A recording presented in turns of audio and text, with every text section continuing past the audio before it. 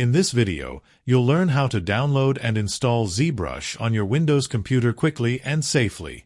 First, open your browser and go to the official Pixologic website, which is now part of Maxon.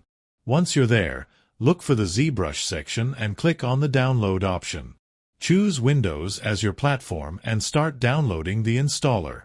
After the download finishes, open the setup file and follow the on-screen instructions. You'll need to select the installation folder and agree to the terms before proceeding.